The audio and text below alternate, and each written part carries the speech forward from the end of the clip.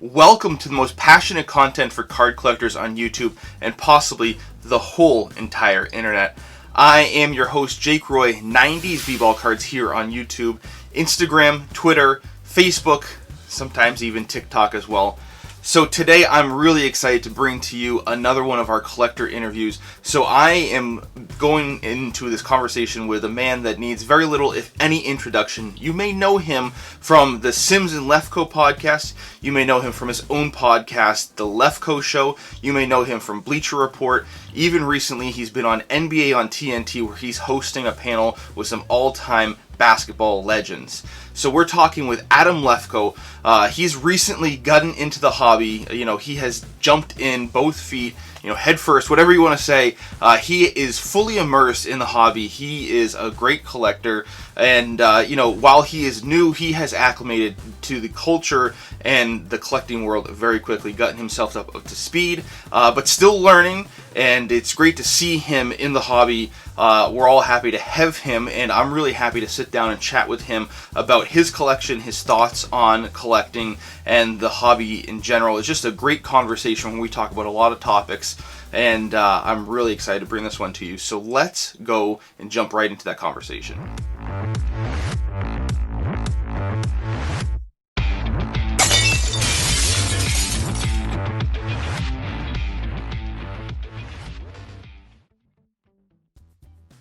All right, Adam Lefkoe, how you doing? How you living? How you feeling? I can't do it quite like you can.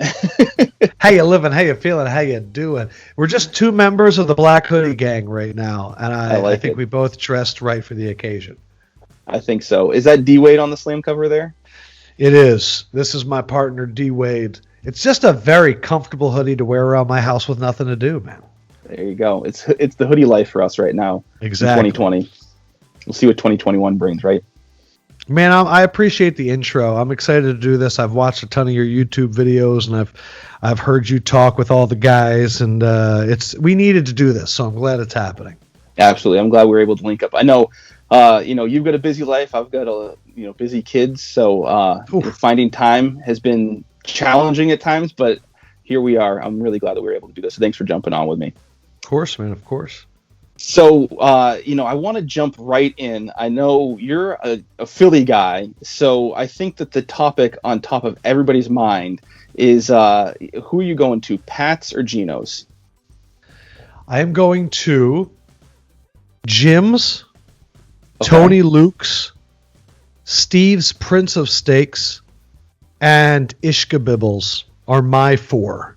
Ooh, wow, okay. Yeah, so Jim's and Ishka-Bibbles are right next to each other on South Street. Steve's is closer to where I grew up.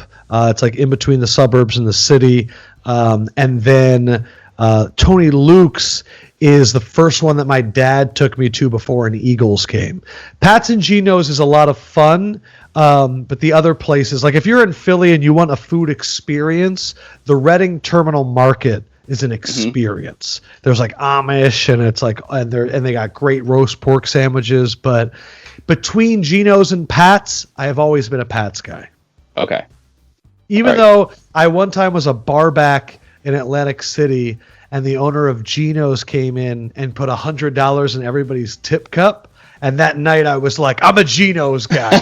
but then I realized he was saying it because he had just launched a campaign that was like, only speak English when you order. And I was like, oh, what? No, that feels like dirty money. Yeah, so I'm a Pats of those two. I think I saw something back in the 2000s. Will Smith is also a Pats guy, so I think we're on the right side of this one. I'm a Pats guy also. Yeah. I could be wrong on that. My friend had an amazing story one time where, in Philly, like after a night of going out is when you go and get the cheesesteak. And right.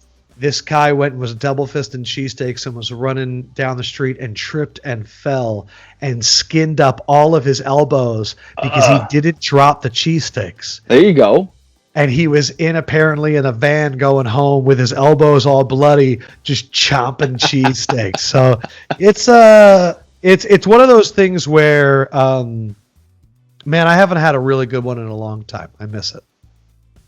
my go-to in college after a long night was Taco Bell. So not quite as good as cheesesteaks, but it's always when I was at Syracuse, right in Kimmel Hall, we had a Taco Bell and a Burger King, and so I would get the chalupa combo with an onion ring, and that was my way of creating culinary art. Beautiful. Chalupa is the way to go for sure. Oh yeah. Beautiful. Well, I'm glad that we're on the same side as that. And I know that you're a big fan of Philly sports as well.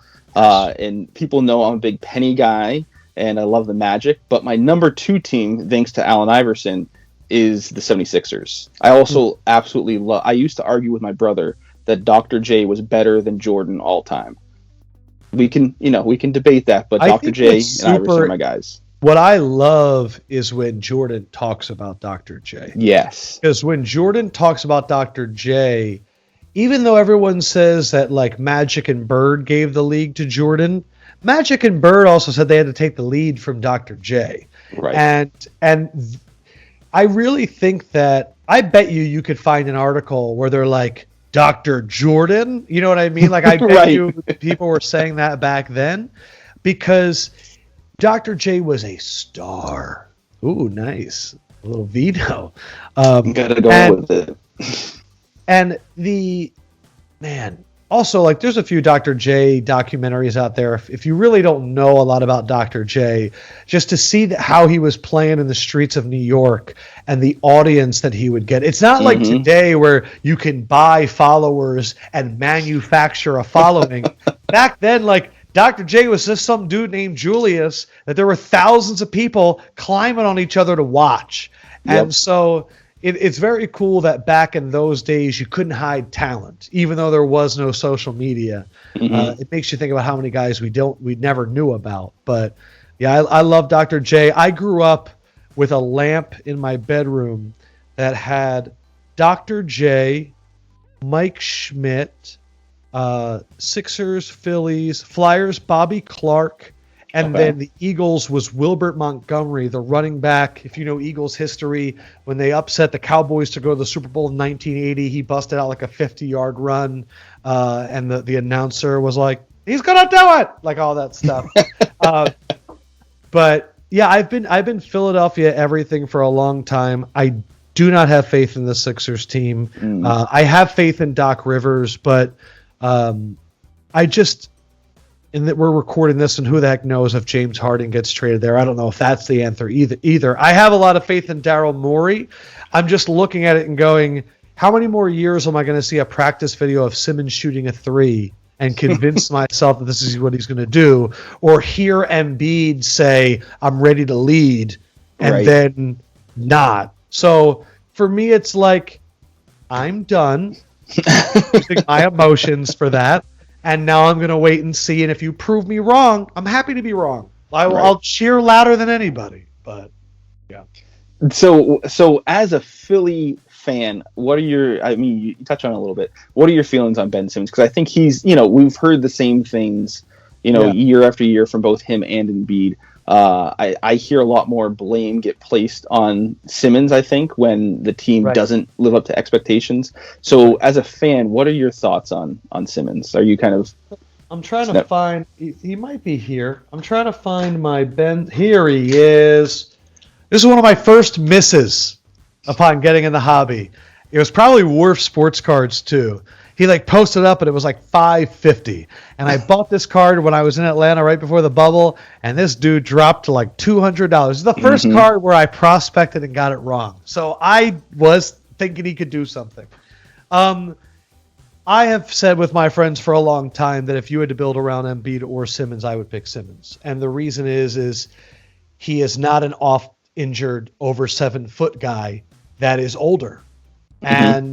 And I think that just looking at history, Ben Simmons is 24 years old, 25 years old. And Ben Simmons fits the criteria of guy that leaves the Sixers and blossoms in a much less hostile environment. And so if there's any way to do that here without him having to leave, he would be the guy that I would bet on.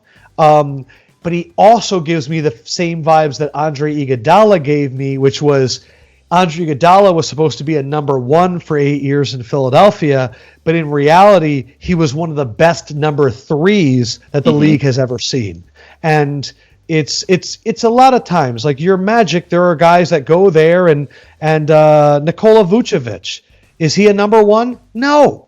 But if Nikola Vucevic went to one of these teams that was a title contender, he might be Pau Gasol. Right. And so it's what your team needs at that time.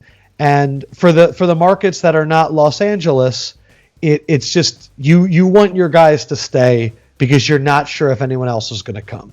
But it's true. I've been saying for a while for the Magic, trade Nikola, trade Aaron Gordon, get either picks in a good year for the draft or get some established stars.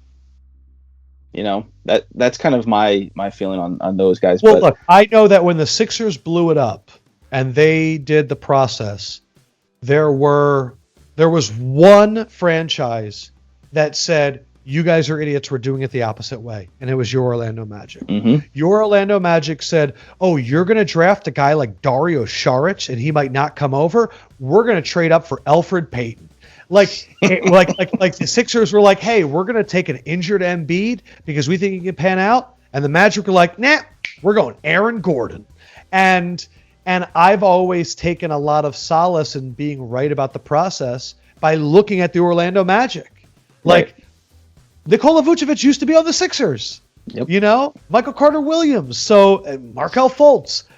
It is very odd, but it's just more proof that constantly finishing 7th or 8th in the East, who wants that? No. Like you're not even getting the benefit of picking top 5. Right.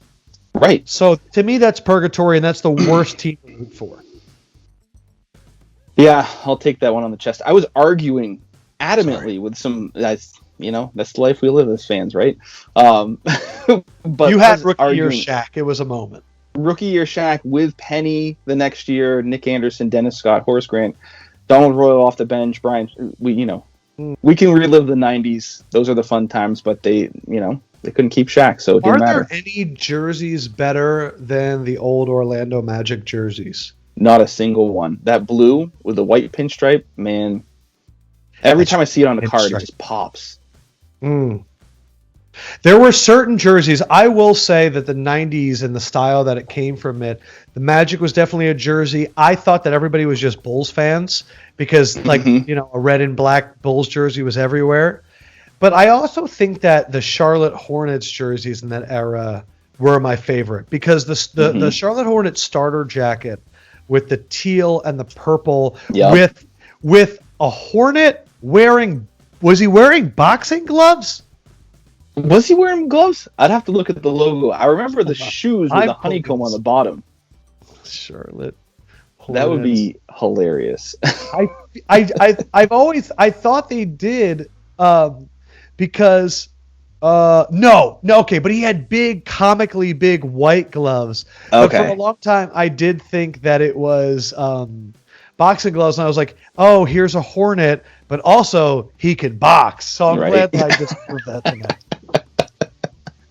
Yeah, I mean, the 90s was full of, do you remember the Hornets court when they had the honeycomb in the paint? Or was it the paint? Was it the three-point arc? They had the honeycomb on there, though? Yeah. No, man, I love the that. 90s had the best stuff.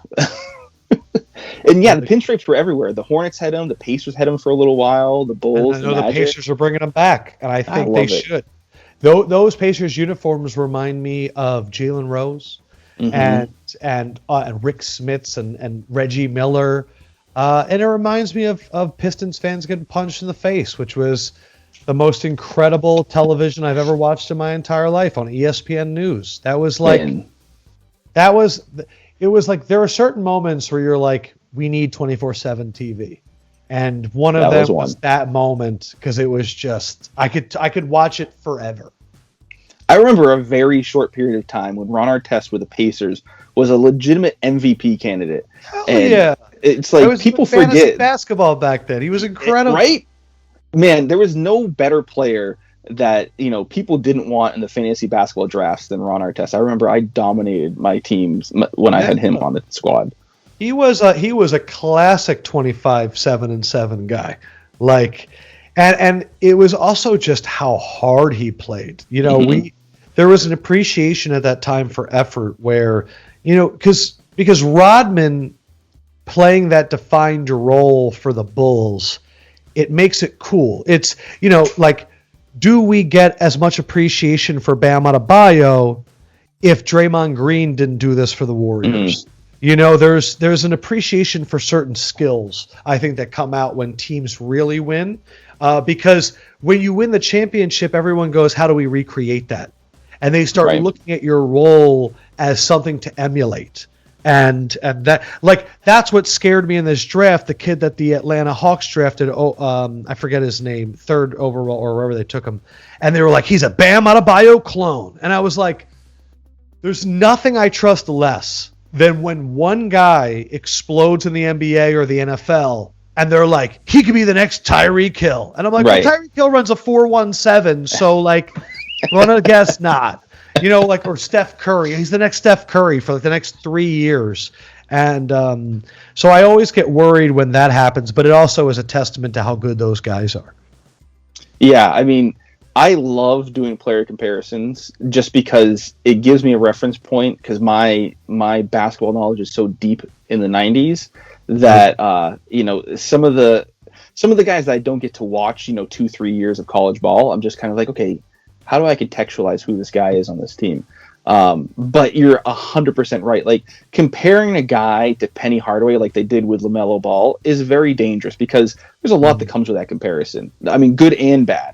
You know, but how else do you say, okay, this guy is a lanky point guard that has good court vision, passing skills, then say, okay, he's not Magic Johnson. What's the next best thing? It's the same reason why every undersized quarterback was Drew Brees for 15 years. Yep. It's tough because you put them into this database of height, weight, and all that stuff, and it's like the NBA is so much more than height and weight. Right. And I think comps are a great way to give reference. I would also say, like, there's a lot of people out there that are trying to become professional prospectors. And what I would say is there are people that are already professional prospectors, that are the Mike Schmidts of the world, or like my guy Jonathan Wasserman, who, like, their jobs are to study the draft. Right. Now, what I always say is, I don't know why you guys are going so deep into the draft, especially when I learned in sports cards that you can't even buy meaningful cards of them yet. So what are we rushing to? Like, why are you falling in love with a guy because you don't even know what team he's on yet?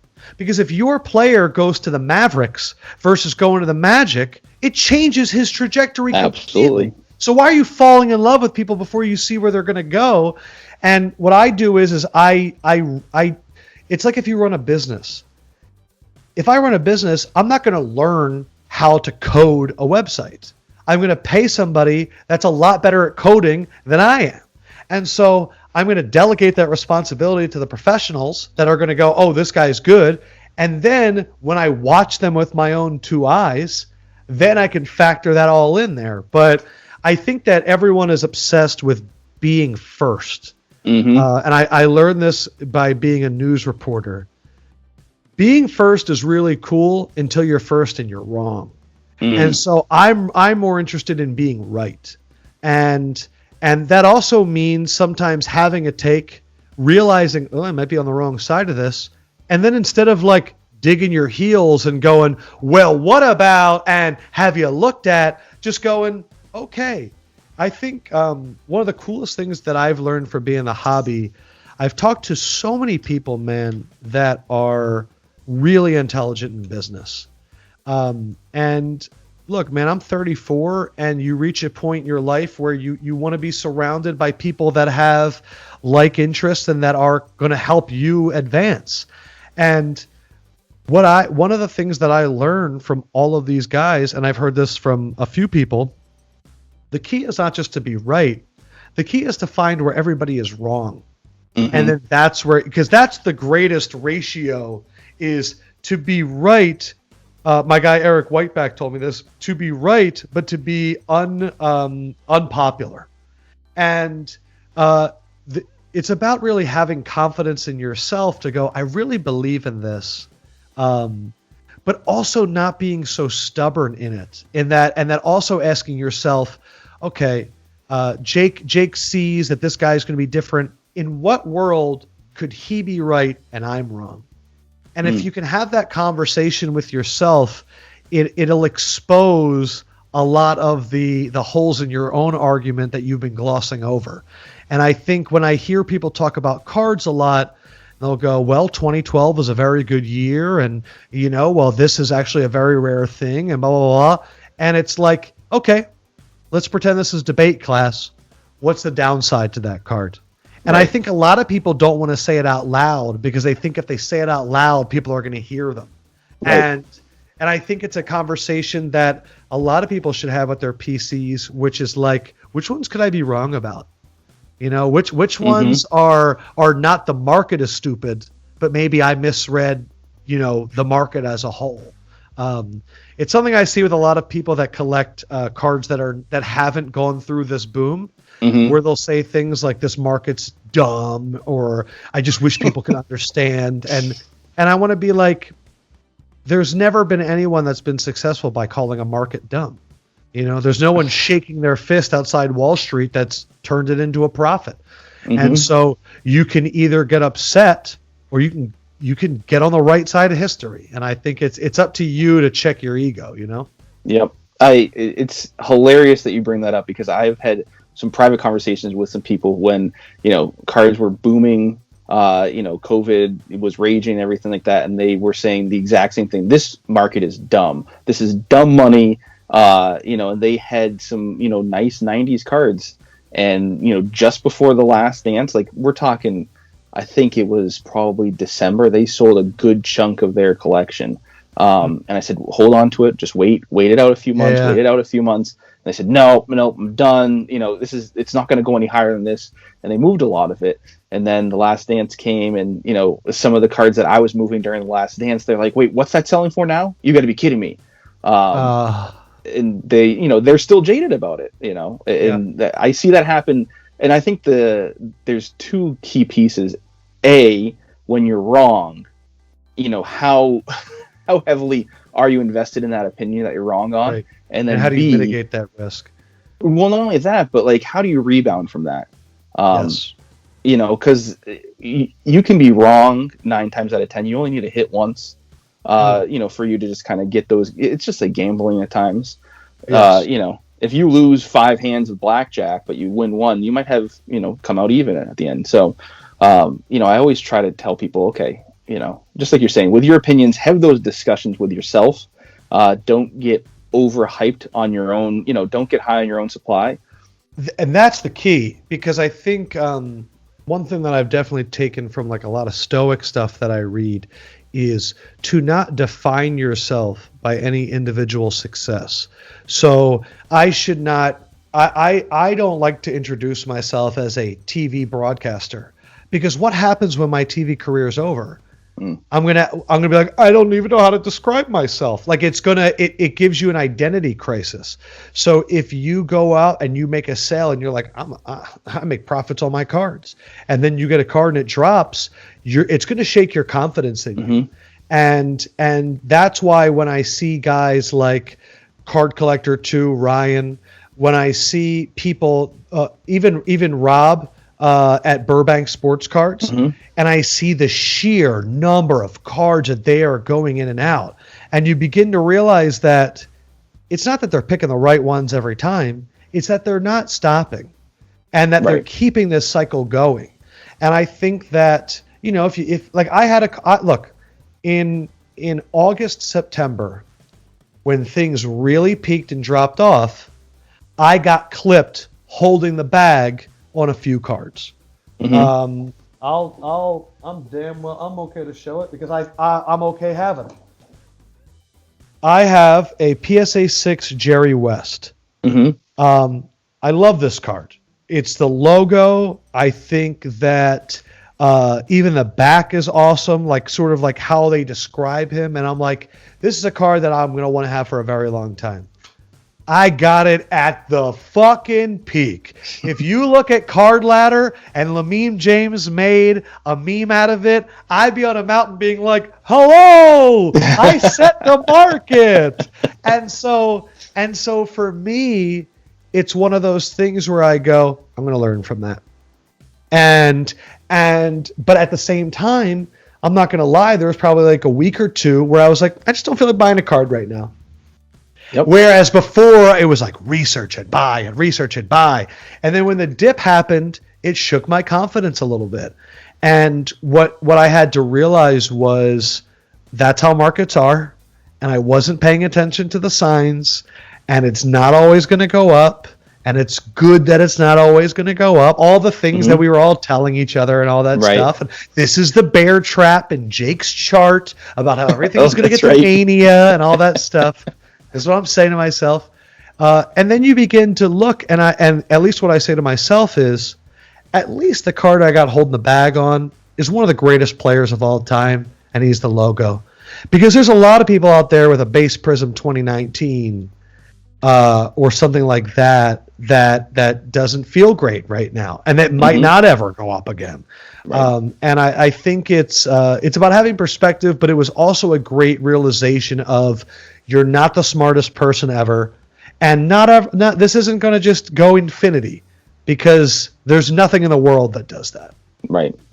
Yeah, and I'm glad you brought up that chart, because I think that's when we first connected. That's what I felt. Yeah, you did a whole thing about a bubble, and that was like very early on I was talking to my guy Chris Jackson a lot, and then I was like, okay, I need to get into like some hobby content, and I saw that, and you talked about the chart, and I was like, I love when people take things in sports or whatever, and they use things like that are classic models, or just to give perspective to it. And I felt it, I felt that I read up on what was it? What place had the tulips?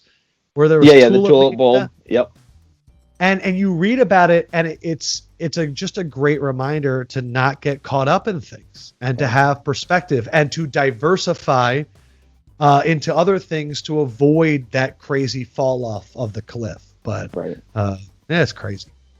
It is. And I mean, I think, when we were talking about that, like you said, and I think rightfully so, we're nowhere near mania. But I think also one of the things, like you were talking about with the vintage cards, we see a lot of like micro markets in cards. We can track, and Card Ladder does a great job of tracking the entire market.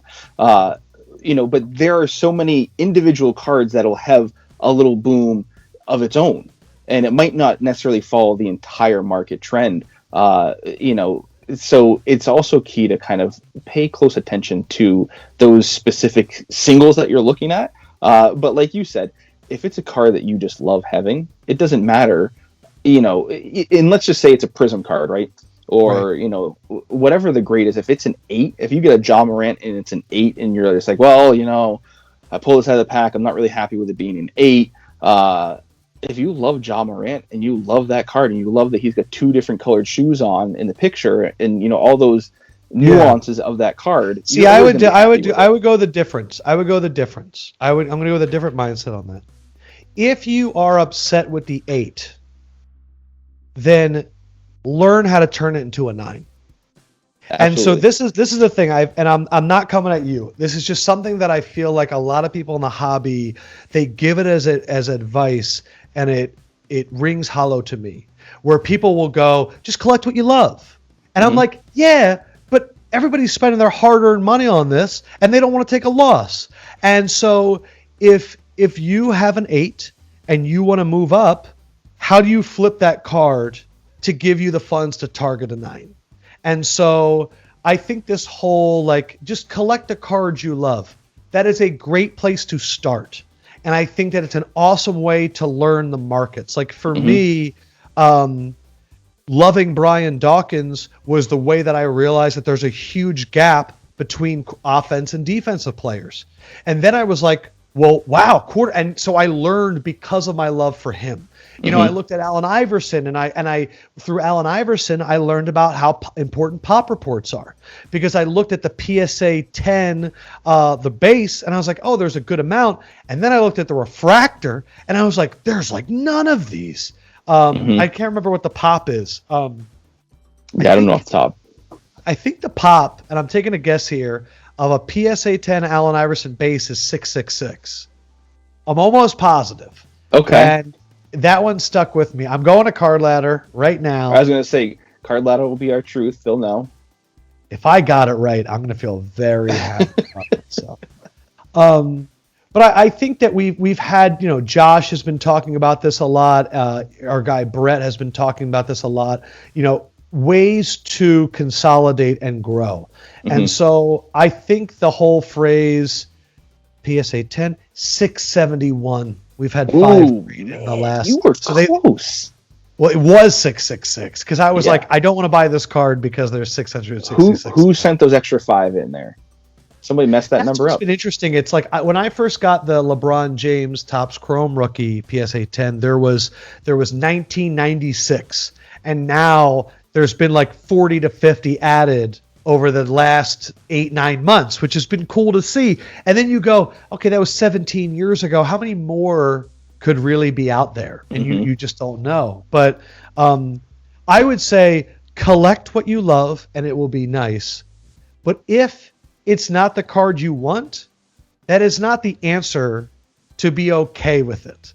If you really want to go, and as Josh said to me on my podcast before, you really think that you can do this, then challenge yourself and go for the cards that you want. I got hit up by somebody on Instagram today, and I really do try to get to all my DMs, and he was saying, I have a Lucas Silver PSA 10, and I think it's a great card, but I don't know if it's a real long-term hold card for Luka because I'm afraid of the pop reports. And I said, well, one, it's a great card. Congratulations. You should be very proud of that. There's a lot of people that would kill for that card. Right. But I'd also agree with you that I'd rather you get something in a more classy set. I don't know the right way to put it. I'd rather you get some ink on it. I'd rather you have a patch of something. But I also know what those are going for right now. Right. But if you could find one that you'd like to target and to use that dude as a way to get there, I think that would be a smart strategy. But I will say this. And I know Chris, House of Jordans, has said this. Not just the fact that the 2018 silhouette is now legendary because we're used to it. Let's also acknowledge that the 2018 set is just a beautiful framing of an athlete. I'm in the process of selling a lot of modern Lamine James, cover your ears. I am going to be selling a Trae Young. This is the third card that I ever bought, a Trae Young Silver PSA 10. Beautiful. But like when you look at the card, it frames them so well. It does. And when you look at so many of the other silhouettes, like we talk about 2012 Prism. 2012 Prism is a beautiful card, and I think a lot of it is because they really pop. You know, and a lot of the other cards now, look, you look at 2008, and of course certain cards get remembered, like LeBron and Kobe guarding each other and all that stuff. 2007, it looks like a Polaroid. Like there's certain aspects, but I really think that the 2018 silhouette with the parallelogram trapezoid, I think it makes the athletes pop more, and I think the poses are better. Like they have like DeAndre Ayton's pose is awesome. Right. And meanwhile, I'm looking at Kevin Durant in 2019, and he's like bringing his sacked lunch to work. But sometimes it's important to go. Like I'm always someone that wants to go counter when things become really popular. Like first 3 seasons of Lost, I don't watch that crap. You know what I mean? And then like I'm the one binging it later to see what it's about. And so just because it's popular doesn't mean it's good, but it also doesn't mean it's bad. And you should sit with it and go, why is this popular? And play in those sandboxes a little bit. Don't always be a contrarian. Yeah. No, I definitely agree with that. I mean, the collect what you love, I think, like you said, is really good to kind of dip your toe in the water. You know, and everybody's got different goals. Yes. Right. If you're going and buying a Dr. J rookie that's graded, you're dropping some serious coin on that. Yeah. You know, so I think the price point also plays in. You know, when I went and picked up a Jordan 96 Chrome base card, it was a $10 card at that point in time. You know, so it's easy to sit there and say, yeah, I'm going to just collect that because I like it. But then when it becomes a $300 card, you know, now you start thinking about, okay, this is a base card. How many are there? What else can I get with that? You know, and you start moving up the ladder, you know, to get other things that you like. Because if you like it at $10, you know, what else do you like at $300? Yeah, I mean, I would imagine you have a lot of people that know what the hell they're doing already. So like, I think sometimes people come on podcasts and they want to teach new people all the time, which I'm always like, who are these news people that are watching YouTube videos all the time? It's like just us like watching each other. But the one thing I guess I would say is, I think what people are trying to say in the collect what you love, it's really don't collect what you're uninterested in. And because I agree, when you see like an athlete that you like, it makes you feel good. But like, if you've ever had a guy that you really don't care about, the opposite of love is not hate. It is indifferent. And if you have cards that you are indifferent to, those are the ones that you shouldn't be collecting. So for me, there's so many cards out there to limit them to only the people that I really have an affinity for. Like, I was in a chat last night and everyone's answer always is, I mean, I could be investing in Luka, or I could take that money and I could put it into Jordan. And I'm like, I get it. But if that was the case, we would all have Jordan and LeBron PCs, and it would be really boring. Yeah. And so I think with hobby knowledge, I think people, there are a lot of tried and true methods, and they're definitely right. And I'm not saying they're wrong. I just think that the thing I've loved about cards is falling in love with athletes that I never even thought about falling in love with before. You know, and really appreciating them for what they do. But I'm going to stop talking because I'm rambling. That's what we're here to do. No, I mean, and we were talking a little bit before we jumped on, one of the guys that I've gotten interested in, and the jury's still out on what the hobby is going to think about him. You know, and both of us have, you know, kind of spoken on our, you know, my platform being a little bit smaller, but about social justice issues and Black Lives Matter. Totally. And looking at Colin Kaepernick, I know we were talking about it before, but for those who weren't, I was talking to a friend a year ago about, you know, I wonder how Colin Kaepernick's going to do in the hobby. Right. Is he going to be considered this generation's, you know, Muhammad Ali, Jackie Robinson? You know, there's really no real good comparison for him. And when, you know, people were in the streets protesting, Kaepernick cards started popping off. But then it seemed like the attention started to wane, and, you know, we were talking about how a lot of those cards, the Topps Chrome cards and stuff, started to drop.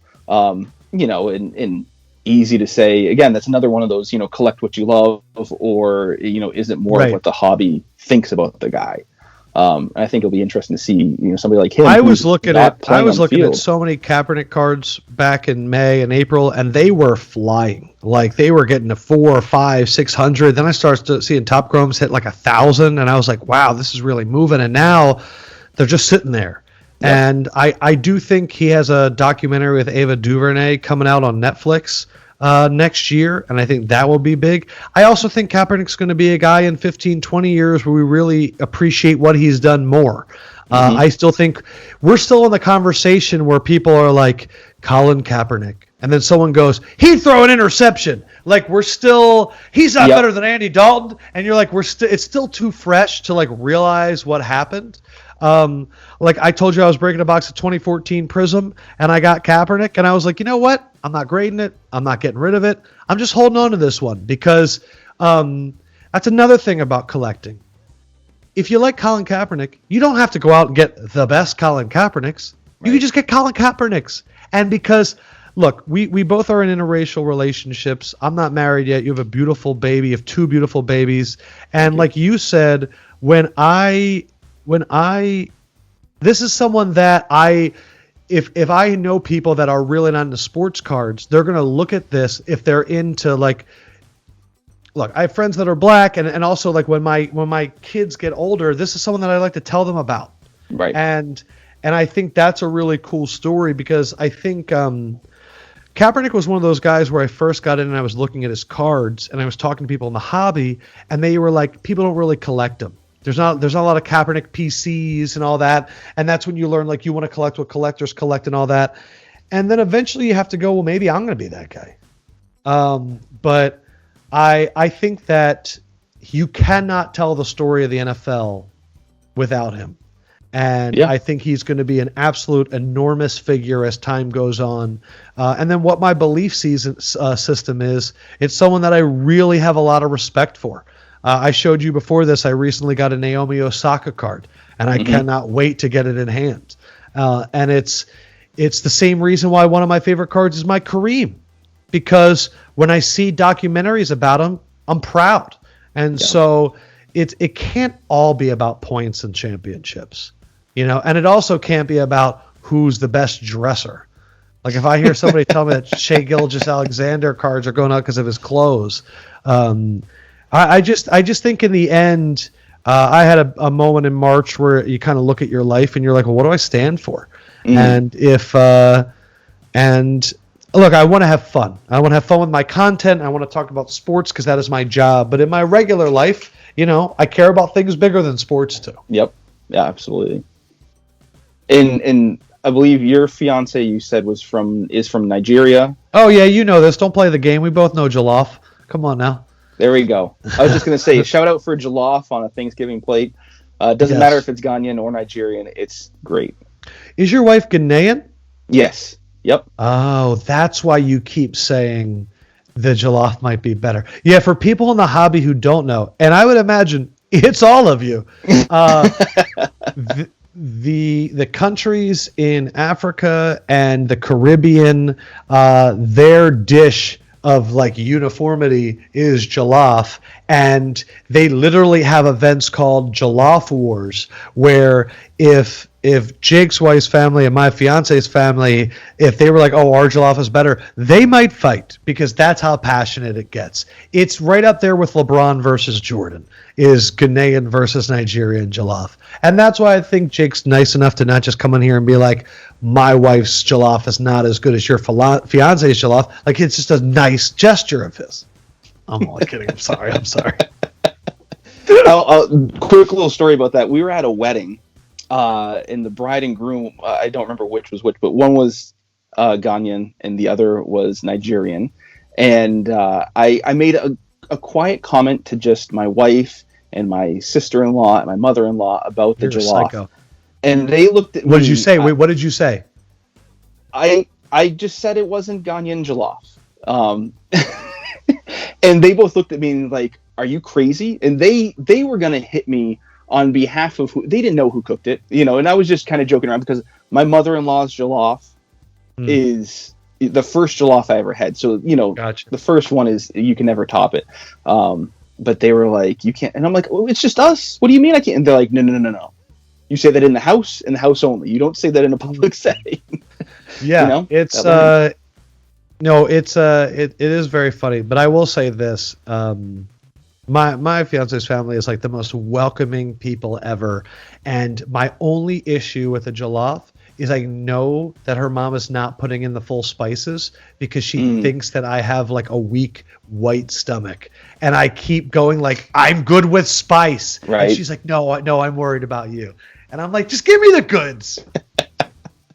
So good. I was having some jollof with stew and goat tonight, and I said it's worth the heartburn every time. Man, we could really go down. I remember the first time that I met her family, it was Christmas, and they also had fufu. For people that don't know what that is, it's like a mashed yam, and it's very thick. And the correct way to eat it is you almost roll it into a ball, and you create like a circular motion, and you're supposed to dip it in like a soup. And if you've ever wondered why, and this is my theory, why some guys have perfectly round bellies, it's because they eat a lot of those compressed carbohydrates. And so I had heard about all this, and so that night, at least in her family, and I know a lot of people's families, it's really like an older generation thing. where a lot of the younger people are like, I don't want to eat that. And so all the older guys were eating it, and I was like, I'd like some. And everybody like slow turned, and I just started eating it. And I was like, this is delicious. And they were like celebrating, and I pretty much ate myself into the family. That's like the first question that I get when I meet any extended family. Do you eat fufu? If I said, the first time I said yes, they were like, all right, he's in. He's good. Wow. Yeah, I said I'll have some, and my fiance's brother leaned in and was like, "You don't have to do this." And I was like, "I'm doing it. Leave me alone." It'll hold you over for a couple of days, though. Yeah, that was really the only time I've ever had it. I'm going to be honest. My mother-in-law makes it all the time. The kids love it. It's great. They go right to sleep. That's amazing. It is.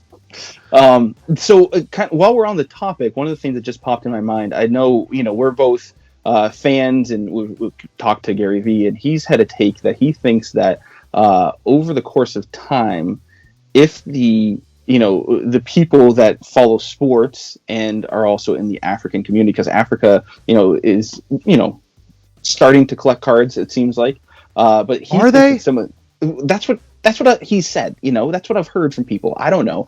Let me put it this way: the Africans that I know, and there are a lot of them, they think that my YouTube channel is cool. They could not care less about watching it.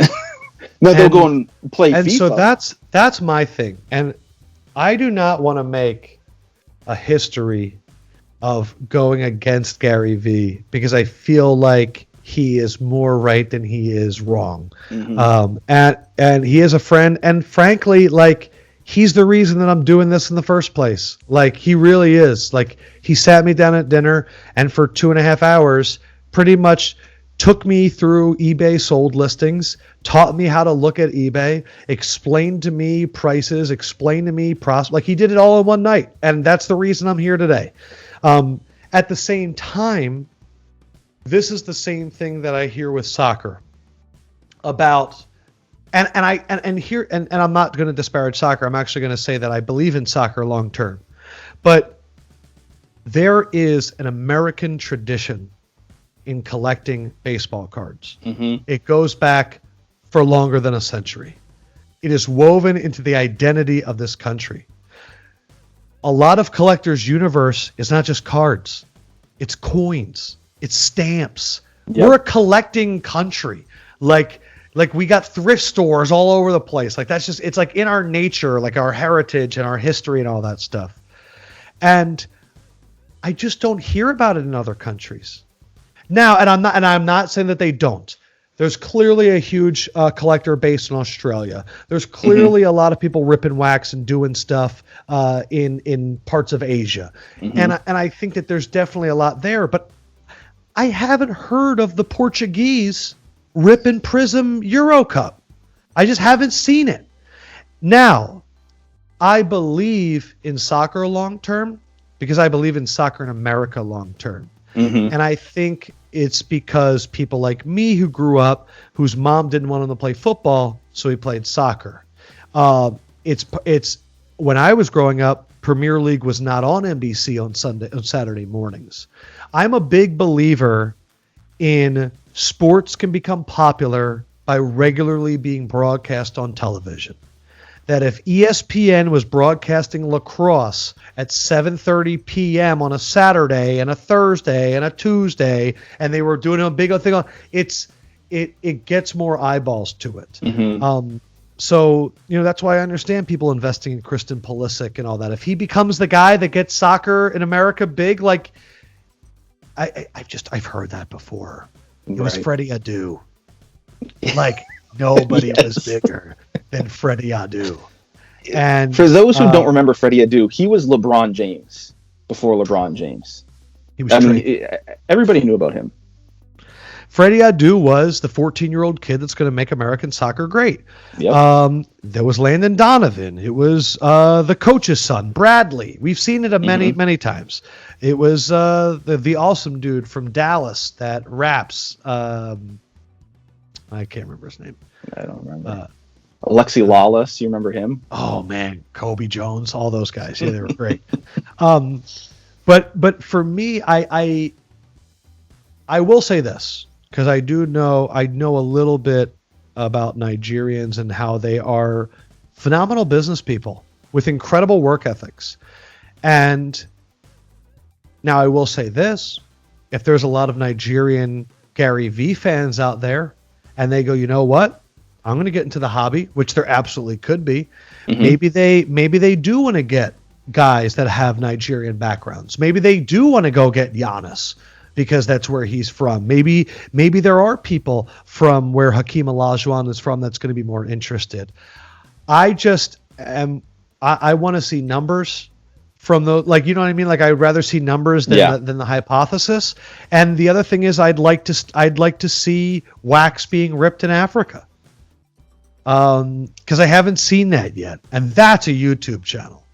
That would be incredible. That would be fun. Well, and I think that's a really good point because, I mean, in collecting... Wakanda wax. Wakanda wax. Wow. There is an Instagram name. If it's not used, somebody needs to get that. That's great. Oh, wow. But I remember seeing Wang Jiji, who was a Chinese player, 7'2". He was drafted by the Mavericks. And his cards are still collectible because there's a lot of collectors over in China that, you know, Yizhang Lang. I mean, obviously Yao Ming, you know, but Yao Ming was great. We're talking guys that weren't very good in the NBA, that were great in the CBA, that are still collectible. You know, Wang Jiji cards still hold value more so than his name is recognizable. I have a card over here. Let's see if I can grab it. Pops Mensa Bonsu. Anybody House with sponsor. Yeah. He's a Ghanaian guy, and actually the reason why I grabbed his card is because, you know, the names, I thought he might be related to my wife's family. Turns out he's not. But I mean, you know, it's just like somebody with the last name Roy. I've met Pops Mensa. I've had drinks with him in Brooklyn.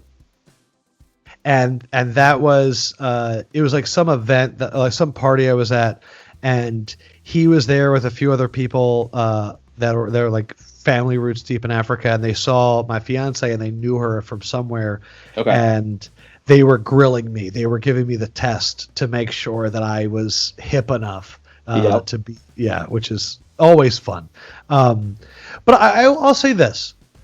The hypothesis could absolutely be right. It could be. I guess my thing is, because the hobby is so vast, do you need to go and invest in that immediately?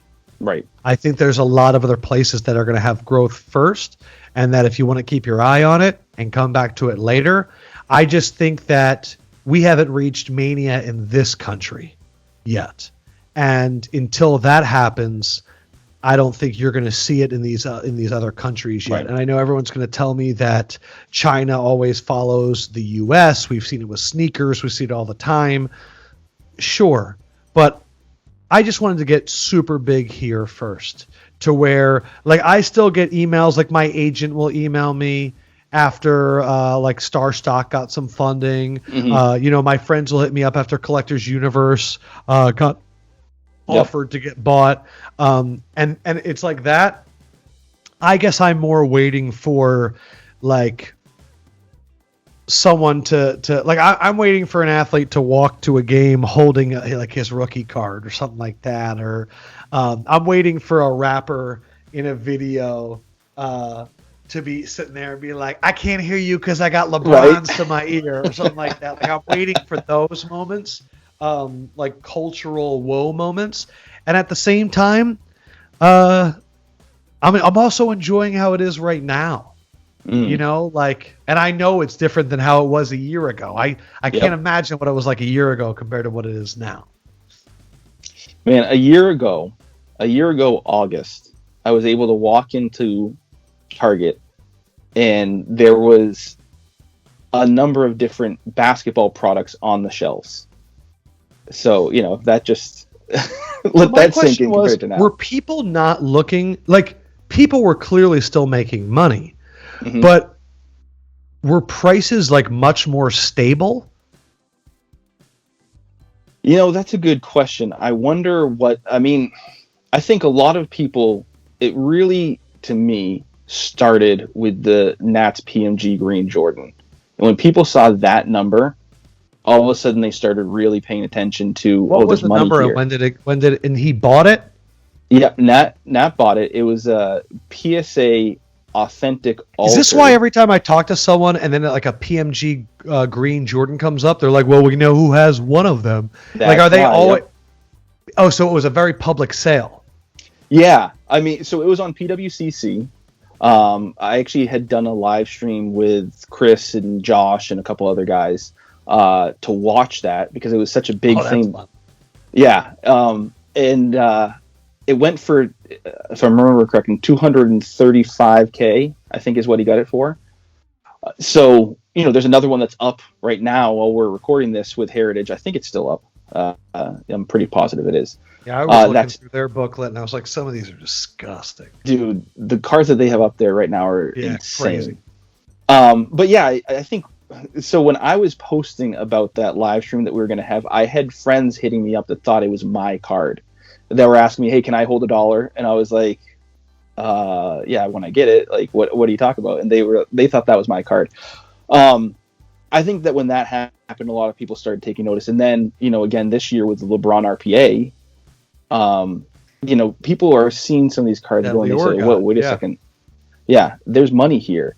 And then Gary started talking about it a lot more and talking about being, Gary's not new to talk about flip life. He's been telling people to go to yard sales for years. So people who are mad. He's been talking about cards for like 18 months. Well, I mean, he's been talking about it for longer than that. What's funny? I hear a lot of people, Jake, say there are people that are mad at Gary Vee and they talk about these straw people. I haven't met a lot of people that hate him. I haven't. Yeah, I know. Now, you have, I'm sure. But I feel like also, people might not say it to me because I know him and all that. But I think people think that Gary Vee is like a symbol of the movement of this wave that happened over the last 9-10 months. And the way I kind of see it is like, as this gets really serious and as all this institutional money is coming in right now, I used to think, why aren't all the collectors happy? All their collections are probably skyrocketing right now. Right. But then I realized it's all this stuff. But think about all the institutional things that are going to be changing. Right. eBay right now is launching $1 selling fees or something like they're changing stuff. Yep. There are so many companies that are trying to revolutionize the marketplace, valuation tools. There's breaking companies that are starting for like new streaming channels, so you don't have to do on Instagram. Mm-hmm. This movement, I think, is going to create so many awesome tools for collectors that even if this is a 2 to 3 year bubble, and then there's a down period, and then we're back in 8-9 years, if in this bubble there are collectors management tools that are built that we're all waiting for that we don't really have yet, that are like updating constantly. If there is a way that we talk about your huge penny collection, that there's a way of, digitizing it a lot easier than manually entering things. If PSA went from public to private, meaning they no longer have to maintain a backlog to show future earnings, and really they can go as quickly as they can, and they're going to improve that whole process. If all of the parts of the hobby get better and it took the prices to go up, and they're all going to come back down. They usually do. And that I think the other benefit is, I would imagine, and I don't want to speak for people, but I would imagine there's a lot of people in the hobby that felt alone in this shit. That when they would talk to family or friends, they were made to feel like an outcast. And the message that I get a lot, Jake, is people saying thank you to me for making them not think that they're crazy. Because people tell me I'm fucking crazy. And I'm like, I don't know how many things that I need to do to prove to you guys that I'm not crazy. But I think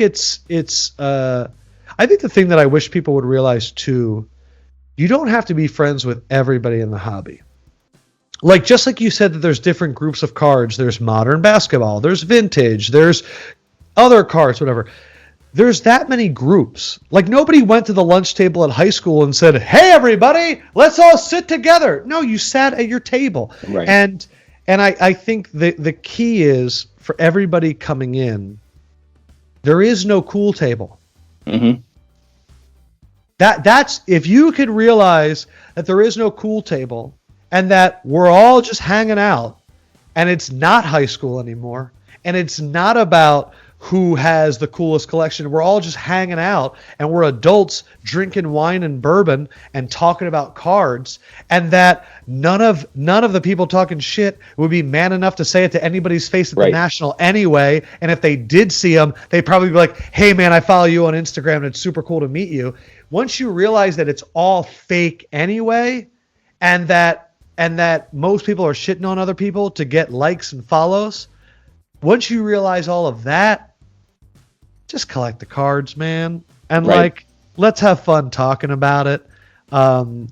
Because I think, I don't know. I have always been someone that when I see people talking bad about other people, it makes me very uncomfortable.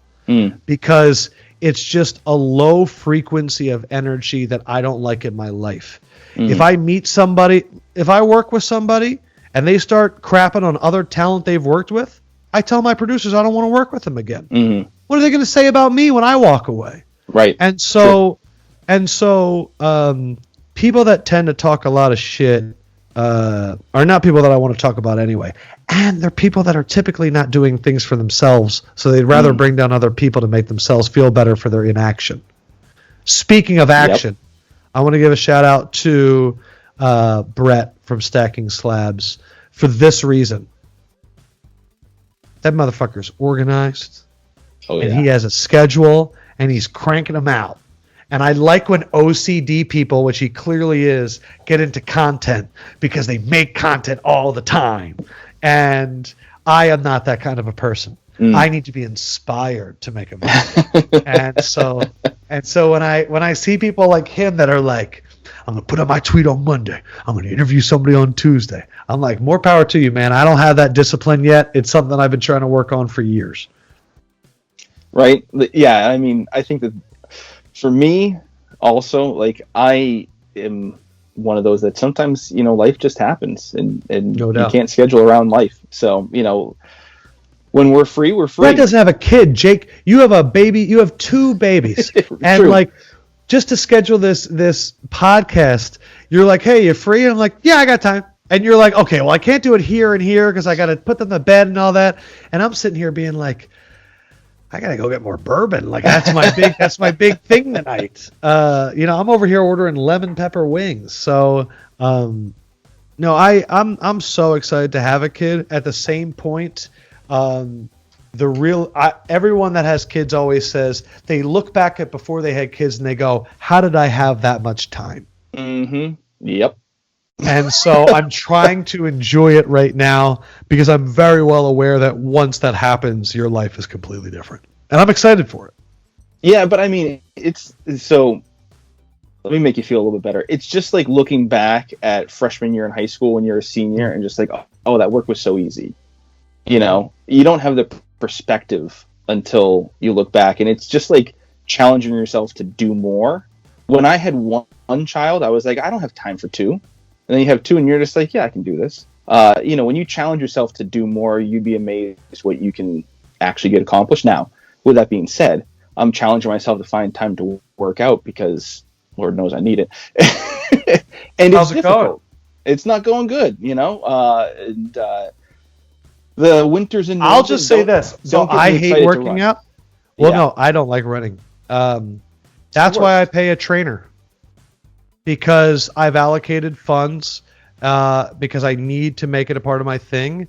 And I've learned, like you said, you don't even know what you're capable of until you do it, especially at the gym. If you're at the gym and you're lifting and you're on rep 8 and you're like, my arms hurt. But if there's a guy next to you, you're like, okay, I'm going to do the 10. And so it's what I was saying with business earlier. Figure out the things that you're weak at. See if you can beat it yourself. And if you can't, find a way to get people to help you do it. Yep. Because just like in our investments and our families and our health, it's not okay to go, I tried. Like we got to figure out a way to do it. So, like for me, I was paying people to help me with content for a little bit on the side for some reason, and I was like, "Hey guys, I need to work out. I've put on, and so I'm going to take that money. I'm so sorry. I'm going to edit my own videos, but I'm going to pay that to somebody to train me in a field in the middle of New York City." So, yeah, because I'm like you, man. It's getting cold out, and the last thing I want to do is leave the bed in the morning and go exercise. But as soon as you get done, you're like, I kicked today's ass. Yep. And nobody can tell me anything. My buddy AJ, shout out to AJ, my college roommate. For 4 years, he dealt with me. He used to train with some of the football players in Alabama when he was home for the summer, and we get together when we be back at school, and he would kick my ass, and I was in phenomenal shape. And I'm like, AJ, you need to move closer to me. We need to do this again. It's a tough time now, though, because it's like I don't think anyone really likes working out in their home, and now it's getting really cold to where you can't really be outside, and like going to a gym doesn't sound like the safest thing to do right now. Right. So I understand it. At the same point, it's like it has to happen. I cannot go on TV and look awful. So I got to figure this out. I'm in the same boat as you. Unfortunately, not all of us have the issue of going on TNT and having to look good in front of a national audience. But, I mean, it does sound stressful. It doesn't sound like glamorous when you put it like that. You know what I mean? I'll say this. It's funny to like think about it. The first show that we did, so our show got delayed a week because Kobe passed like 2 days before we were supposed to go on for the first time. And that first show, me and Candace and Wade were all very excited. Candace has been on the show before, but it was never like her show. It was players only. Wade's really starting, so it's his big night, and he's got his crew there, and this is obviously before COVID and all that. And we had never been on TV together before. We hadn't had a dinner. We didn't all meet until that night. Wow. And that's why it's so funny when I literally said this to everyone before the first show. I was like, guys, there's undoubtedly going to be people saying on social media that you're no Ernie and Chuck and Shaq and Kenny. And I want to be like, yeah, because they've been doing it for 30 years. Right. And we are literally starting tonight. So don't, like, what's better, an 8-hour cooked rib or a flash fried rib? You know what I mean? Like, what's going to be better? Yep. And so then, and the thing is like, I look over at Candace and she's like, yo, let's do it. I look over at Wade and he's like, yeah, where's Shaq? Shaq literally comes in with like 30 seconds to go. Wow. And he's like, what? And the makeup person's getting him and he's like, who's up? He like daps me up. And they're like, 5. And that's, and to me, that's why I love what I do, because I love when it's not set in stone and who the heck knows where it's going to go. But that I genuinely miss it, and I understand why people like Chris Berman is back on ESPN Plus and all these people that used to be on TV come back, because there is something about the red light going on and you're completely in the present. That is very enjoyable. So I'm excited to get back. February 2nd is our first show back. Okay, and you're doing NBA on TNT again? Yeah, so like Chuck and Ernie and all them, they start. There's a double header the 21st or the 22nd of December. I know preseason starts soon. Then ESPN has all of Christmas. Then it's the regular season. And then, just like last year, the week after Super Bowl, we are going to be having our first show on that Tuesday. Nice. Yeah, I'm looking forward to the NBA season. Woo! Man. I gotta ask you. So being on with Candace, I know you've picked up some of her cards. What do you? We've seen WNBA Prism got to a fever I'm going to do a break with her soon. Yeah. She wants to. I told her that I'll break 2 boxes with her. I want to do WNBA, just to see if we can go Candace hunting. And then she really loves Russell Wilson, so I think I'm going to try and get something from 2012. The Prism is a bit pricey, but I do want to break and go Russ hunting for her because I think she's interested in cards. I think I can get her into it. But it was cool to watch everybody going after Sabrina's cards when they first came out. Mm-hmm. I think it's interesting. I feel like when you talk about WNBA, people are either preaching it or people are railing against it. Mm-hmm. And I'm like, it's just cards. And I being around Candace, and the cool thing about knowing her and becoming friends with her is when I was watching WNBA games, it was the first time in my life where I was really watching them. Because when you talk to her about basketball and you see her basketball IQ, and then you watch her and you just follow the actions, you see how efficient of a game that they play. Mm-hmm.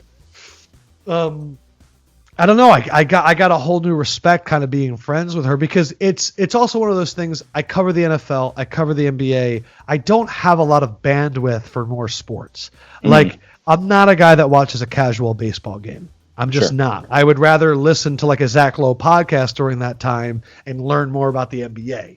And I love playoff hockey, but like, I'm not putting on Yes to catch the Rangers. It's just not a thing that I'm going to do. And so, but during the bubble, when the games were going on simultaneously, I really found myself watching a lot of the games. And that's when you start really watching the Sue Birds and the Diana Taurasi's, and you see the way they control the flow of a game. Mm-hmm. And I really want to applaud all the NBA players, too, that have really been celebrating both leagues. But I will also say that the WNBA is just, it seems like there's a lot of issues as a league that I know Candace isn't the biggest fan of, that you just want to see it mature as a league. But yeah, I mean, I don't know as much about the inner workings of the WNBA, but I do know when the WNBA started in the 90s, my dad was like fully on board. He got us a whole bunch of those first year Pinnacle cards. He still has them somewhere. I need to crack through those. But he would always remark, he's like, they play basketball so incredibly well. He's like, this is the kind of basketball you guys need to be watching to learn. My dad coached a lot when I was growing up, and he was a pretty damn good basketball coach. And when we were wrapping up travel and all that stuff, he was like, I'm thinking about teaching girls basketball because I watch their practices, and you guys are egotistical and you think you're cool, and they run the plays. Mm-hmm. And I was like, and so he always talked about it. So it is funny that you say that. Yeah, it's interesting for sure. I think WNBA cards are fun. I'm glad to see them get some buzz. Yeah, like they're not a card that if I'm coming at it from, if I'm creating an investment fund, which is what's the big thing right now, I'm probably not putting that in there. Just because I think it's got a longer way to go than maybe like a 5 or 10 year runway to reach that full capacity. At the same point, I don't think scooping up a serial numbered out of 10 card of any superstar is a bad idea. You know what I mean? Like, if you're able to get like an out of 10 Candace Parker in any year, like, that's pretty dope. You know, now would I be bulk buying base cards? No. That doesn't sound like a good idea. That's actually a question I had for you. What's that? There's a lot of I'll wait. You know what? I'm going to wait till the end of the podcast. That is officially my question. I'm going to write it down. I'm not going to ask you right now. Ooh, all right. I love it. I'm waiting for that. I'm excited. Okay, good. So going away from the WNBA, I think before we wrap up, we've been chatting for a while, and I could chat with you. I think we could talk sports all night. Sports Angel off Rice. There's never a dull moment with those two. But so you were talking about being, I think you're into stoicism. You were saying at the beginning. Yes. So what are some of the lessons that you have learned from stoicism that you can relate to cards, and how do they help you in your collecting? Okay, so the book that got me into stoicism is this book called The Obstacle is the Way by Ryan Holiday. And that is such a simple mindset that really is awesome. And the notion was that if there is an obstacle in your path, if you conquer it, it will lead you to success that you've really always wanted. And it's also the notion of, if you're thinking of something and it's causing you a lot of fear, to be honest, it's really the thing that you should do. You shouldn't run away from it. It should be the thing that you do, because it typically, in your gut that that's going to be the biggest one. And so I think that could be a mindset in terms of, oh man, I really want to collect this guy, but it's just too pricey and all that stuff. It's like, don't run away from it. How do you find a way to get into it? Because you clearly have a hypothesis that this is the one to get. I would also say that a big tenet of Stoicism that I use a lot in my daily life is, I have no control over your actions. I only have control over my reaction to your actions. So back to what we said earlier about, the market's stupid. Well, if the market is going out and buying all of the Luka base prisms, I'm not going to sit there and say that it's malicious or it's pumping and dumping, or I'm not even going to worry about it. But I'm going to go, well, what are my reactions to this? And I feel as though I would imagine that if you looked at the charts as base Lukas were going up, there were probably some golds that were underpriced. And you could have gotten that. Or it was going after guys in the similar year as a Trey or something like that. Or, okay, well then what about Select? Or what about Optic? You know what I mean? Like finding other paths there. I'm trying to think if there are any other, there's so many, but really it's understanding that you only can control what you can control. And that frees you up for thinking that you can fix the hobby. You know what I mean? Like, it's you're not going to do it. But I will say that, and this is also, the guy that wrote it, Ryan Holiday, also has a blog and all that stuff. It's like Stoicism for Dads, because he's a dad, and it's like things you can teach your kids and all that. And so sometimes I'll read those, and man, what the heck was he talking about? I just had a bourbon brain fart. The best kind. I know, but he was talking about. I think it was about, not everything is malicious. Just because people are doing things, don't assume that they're doing it to hurt you. And it really is going, if everybody's collecting this, let me put themselves into their mindset and try to understand it before I think that it's a complete affront to my sensibilities. Trying to think if there's anything else. There's so many. I read something from this book every day, Daily Stoic, where it's just like one really short passage for every day. So today is December 9th. I have not read today's yet. Some days I do it when I wake up. Some days I do it before I go to sleep. So today's is Spendthrifts of Time. Today there will be endless interruptions, phone calls, and it has a big quote from Seneca, but then there's a description. It says, today there will be endless interruptions, phone calls, emails, visitors, unexpected events. Booker T. Washington observed that the number of people who stand ready to consume one's time to no purpose is almost countless. A philosopher, on the other hand, knows that their default state should be one of reflection and inner awareness. And so it goes on to say that pretty much there's all these things out there that are going to ask for your time. Notifications on your phone, DMs, other cards that pop up as an eBay you may be interested in. But you need to cut out all the distractions, or else you're going to get caught up in someone else's PC. And how many times have you saw someone post cards and you go into like a 30-minute eBay wormhole, looking up Revolution cards? Because or like random cards, and it really is knowing oneself and not getting distracted. I remember I read one time about Napoleon, that Napoleon did not believe in urgent news. He didn't think that most news was actually urgent. So what he would do is, when he would get urgent letters, they would all get put into a system where he would get them 3 weeks late. Because what he learned was that after 3 weeks, most of the issues resolve themselves. And the ones that were still an issue, he could still attack. Now, when they were like, they came to him and they were like, this is man, he was like, okay. But it's just especially in today's day and age where Probe's team has an email and PWCC has an email newsletter, and you're getting heritage pamphlets in the mail, and you're getting golden auctions, and then you're getting eBay alerts.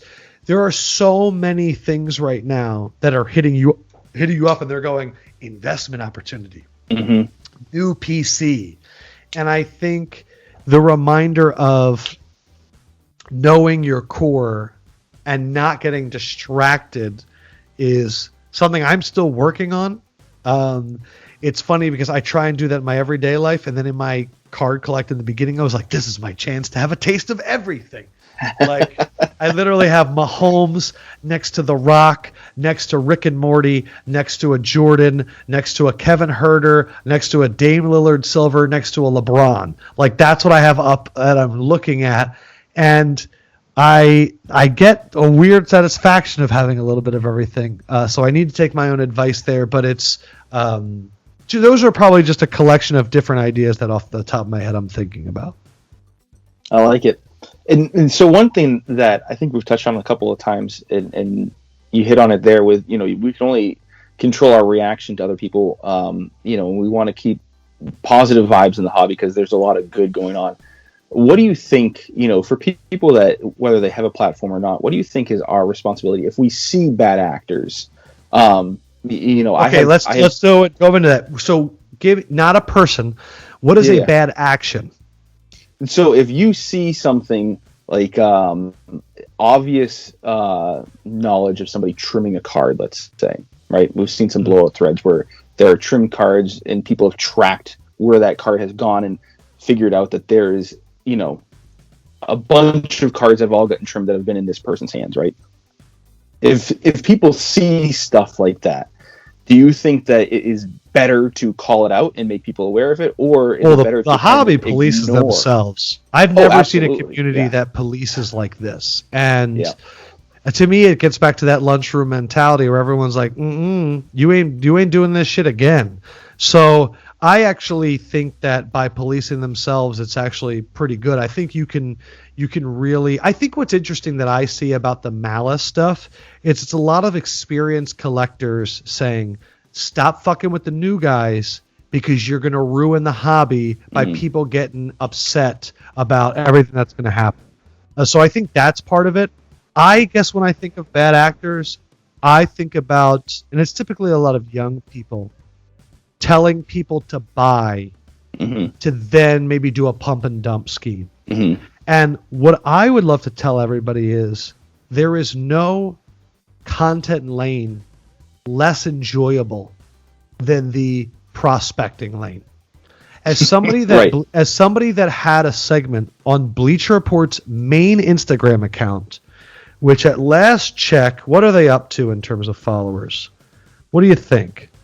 12 million? What are they at? Let's see. Bleacher Report. Bleacher Report is at 14.3 million. Every Sunday, they would put out a video called Lefkoe's Locks, where I would have to pick 4 games against the spread, which any experienced gambler will tell you is the dumbest way to gamble because that's the content they wanted. My DMs would be an absolute nuclear minefield. And so what I would tell all these people, if they are pumping and dumping, realize that everyone is going to catch on to you eventually. Nobody stays a sucker forever. You're going to dry up your revenue streams and you're going to get outed. It's just the way it happens. I've never seen any of these work. Like all the gangster movies, they're great. And then they get caught. You ever see Blow? It's an amazing movie. And then George gets caught. The other thing I would say is if you're trying to make content and the first idea that comes to your head is undervalued people in the hobby, think of a different way to do it. It does not have to be buy this card because you're going to get one wrong. And take my advice, you could get 4 in a row right, but as soon as you get one wrong, that's all you're going to hear about. And I think that a lot of people feel the pressure of making consistent content, and they're like, I got to get something up. This is what I'm going to do. And my advice to young people getting into broadcasting all the time when it comes to thinking of content is sit down with a pen and paper, no distractions. I don't like to use my phone or my computer. You say it's going to be for research, but really you're just going to go to Carletter, eBay, some form of, you're just going to distract yourself. No booze, don't smoke weed. Just sit there and go, I'm taking this time to think. You're going to come up with a good idea. What I challenge you to do is to take that idea and to throw it away. Because if that was the first idea that you came up with, odds are 50 other people came up with that idea too. There's a guy that I've met, and he's a very interesting guy. His name's James Altucher. And one thing he does every day is he comes up with 10 ideas. Daunting as hell. And as he always says, what he'll do is he'll think of something different. He'll go, okay, what are the 10 ways that I can make money off the card industry? And he'll go, okay, I'm going to manufacture my own cards. I could create a subbing group, all that stuff. And he always says that about idea 7 is when it gets tough. And to bring it back to going to the gym, as Arnold Schwarzenegger said, it's those last few reps when you really don't want to do it where you get the gains. Yep. And so I think it's the same thing with content in the hobby. I think we're in a very early stage of content creation in the hobby where it's a lot of people teaching, it's a lot of people talking, and we haven't seen the evolution of it yet. And so that's why for me, these younger kids typically, they want to be respected. And what a better way to get respected than to guess something and get it right. But I'm just telling people that in the end, it is not a winning formula. I don't know anybody. The only people that get to make predictions and be wrong are fantasy football experts. Every year, this is the guy, not the guy. Now, a few of them, now that analytics is really taking hold, there's like real track records and stuff, but I just don't think people are challenging themselves enough in terms of that maliciousness. Now, in terms of trimming and things, I'm going to be very honest. The scary thing about entering the hobby as a new person is you really don't know anything. Mm-hmm. And I remember when I first got in, I was like, I want to collect Russell Wilson.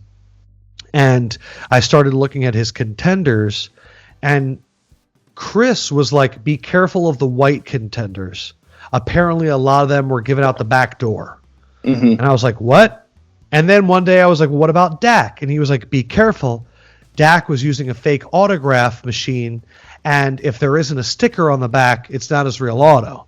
And I'm like, there's no guide for that. And maybe that's something that a new marketplace can create, that it's sort of the history of the card. That can kind of teach you about that. But yeah, you can learn about all the history of the cards and the important sets, but there really isn't a Bible of malfeasance in the hobby. Mm-hmm. And so whether it's characters, the real thing is when I started and I created my card account, anyone that reached out to me and said, welcome to the hobby, I thought they were a good guy. I learned that some of them weren't great guys. But just like going to that lunchroom on the first day, whoever says you can sit here, that day you're going to go home and go, I fuck with that person. Right. And so I think, I would want people to have patience with new people as they come in. If they're associating with the wrong people, give it time. They need to learn themselves. And the hobby will always police itself. That's why I don't think there needs to be a scarlet letter and all that stuff, because I am also a person that believes that people can change. And I like to give second chances, because when I need one eventually, I'd like one. But I'm also a bourbon drinking, weed smoking Philadelphia person. And I mean, just by that alone, I have a lot of problems with myself. It's just a tough topic, because I don't like coming at people's necks, because there's so many parts of this hobby that I don't know. You know what I mean? But I like that. I like what you said. That resonates with me. And I mean, it is a tough topic, and it's something that I think as the hobby matures, it's something that's good for us to wrestle with.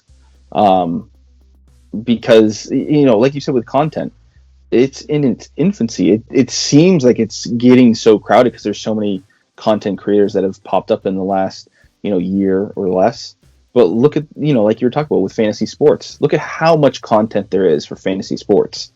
And what might be a big podcast to me for fantasy football picks, and I'm thinking everybody in my league has to be listening to these guys, there's 5 others that are just as big that I don't even know about. 100%. And I think I have never met, spoken with, or anything with Jeff from Sports Card Investor, who I know that there were videos out recently of one guy just going attacking him. And I think that he is somebody that when I first got into the hobby, he was one of the first podcasts I listened to, because the name of his show is Sports Card Investor. Where else are you going to start? The genius name. And I think there was this awesome Chuck Klosterman book called Sex, Drugs, and Cocoa Puffs. And before I started my news career, I remember that there was a one that resonated with me, which was the notion of a biased journalist. And it was, there's a reporter, and he gets a story, and it says, the side A says that side B isn't paying taxes and they're awful, and side B wasn't available for comment. And you read that article and you go, they only asked one person. How could you not? And the true thing is the reporter called side B, waited for a call, and when he went down to get some Cheetos from the vending machine, he missed a call on the landline phone from that person, and then the deadline was coming and he had to print the story. Right. Let's do this with Sports Card Investor. Never met him in my life. And I can't believe that I'm out here mentioning him by name, but also defending him. But if you're a sports card investor, and you probably weren't a content guy originally, and you're clearly a numbers analytics guy, and every time that you post a video with you like this as a thumbnail and saying top cards to buy, you get 5x the views of all your other videos. And you're running a business. What videos are you going to make more of if you're a numbers guy? Right. And so I always try to put myself into their position, and I try not to assume malice. And I think we're at a point in the hobby too where people are creating and making money, and whether that creates jealousy or whether that creates an uncontrollable system that they didn't even realize that they were creating. Like, I will give you a perfect example. Can you screen share, or I could probably pull it up? Actually, you know what? This is a great idea. Go, if you have access to Card Ladder, and type in Deion Sanders Topps Traded 1989. One of the first videos that I did why I love that card for. You want to see something sick? Here's the chart, Jake. You know what happened right here before that? I released that video, why I love that card. And to look at that chart now, there's part of me that I look at it and I go, did I manipulate a market? You know what I mean? Like, did I do this? And one, that's kind of cool. But then two, right. Two, you also look at it and you go, it's that easy. And so the question that I think we should ask ourselves is, are they manipulating the market, or is this market still at such an early stage that it can go at these crazy swings? Right. There will be a time where content does not impact it at that level. Yep. I don't think that it will be much more. This is the price and all that, but the fact that 2 cards could sell for a bit higher, and we're getting a Card Ladder email from Chris saying that they've reached 18-month highs, it just kind of shows you how relatively small the hobby is overall. And I just have a hard time looking at Jeff and thinking he's an asshole. I really did not plan to come on here. Like I said, I've never talked to the guy. I don't know the guy. I don't subscribe to market movers. I don't got a lot of Giannis. I got like 2 Giannis, and not even the cards that he has. Or I don't got any Lonzo Ball. But I think that I think that people are worried that their really cool hobby is getting turned into something different. And so I understand that too.